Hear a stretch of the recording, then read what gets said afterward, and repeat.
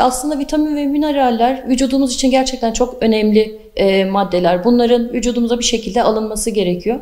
Ama sosyal medyada çok fazla dile getirilmesi, reklamlar vesaireler olunca sağlıklı yaşam adı altında, yani tırnak içinde sağlıklı yaşam mı isteyen insanlar vitamin ve mineral takviyelerini daha fazla almaya başladılar. Bu konuda aslında ilk hedefimiz bu vitamin ve mineralleri sağlıklı beslenerek, her besin grubundan farklı farklı tüketerek almak olmalı.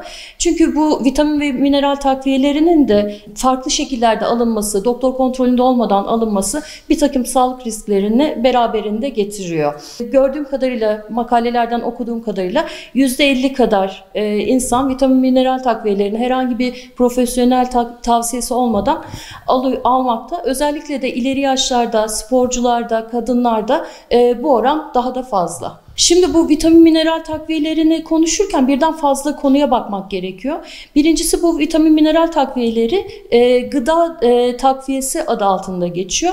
Ancak insanlar bunları aldıklarında bunları ilaç niyetine kullanarak kendi kullandıkları tedaviden vazgeçmek durumunda kalabiliyorlar. Bu önemli bir risk. Onun dışında bu kullandıkları vitamin mineral takviyeleri aynı zamanda kendi kullandıkları ilaçlarla etkileşime girebilir. Farklı yan etkilere sebep olabilir. Bazı vitaminler, mineraller vücutta fazla alındığında karaciğer harabiyeti, böbrek taşı, böbrek yetmezliği gibi sıkıntılar yaratabilir, alerjik reaksiyonlara sebep olabilir. Bundan dolayı mutlaka hekim tavsiyesiyle kullanılması gerekiyor. İkinci bir husus da bu vitamin mineral takviyelerinin sadece eczanelerde değil, genel pazarda da pazarlanıp satılıyor olması. Bunların içerikleri de çok önemli. O yüzden eczacıların veya hekimlerin tavsiyesiyle eczanelerden temin edilen takviyeleri kullanmak bu konuda çok önemli. Çünkü bunlarda gerek kimyasal bulaşlar, örneğin omega 3'ler balık yağından elde ediliyor ve civa, kadmiyum, arsenik gibi bulaşlar olabilir bunların içinde. Normalde Sağlık Bakanlığı'nın ve Dünya Sağlık Örgütü'nün her halükarda kullanılması gerektiğini söylediği bazı durumlar var.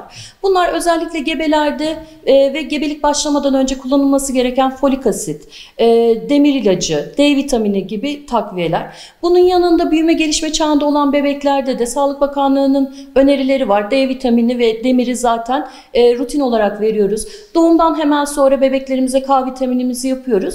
Bunlar rutin olarak herkesin kullanması gereken takviyeler. Popüler olan bazı takviyeler de oluyor.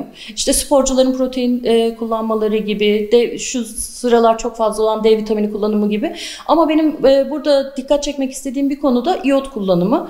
Maalesef sosyal medyada çok fazla şekilde iyot kullanımı tavsiye edilmekte. Hatta önerilen Türk Gıda Kodeksinin önerdiği dozların çok üstünde iyot takviyeleri önerilmekte. İyot eksikliğinde de evet birçok duruma sebep olabilir ama fazla kullanıldığında tiroid bozuklukları, bütün metabolizma bozuklukları gibi bir duruma yol açabilir. Son zamanlarda iyot kullanımı bağışıklıktan kansere, birçok hastalığa iyi geldiğiyle ilgili maalesef sosyal medyada bir takım yanlış bilgilendirmeler bulunmakta.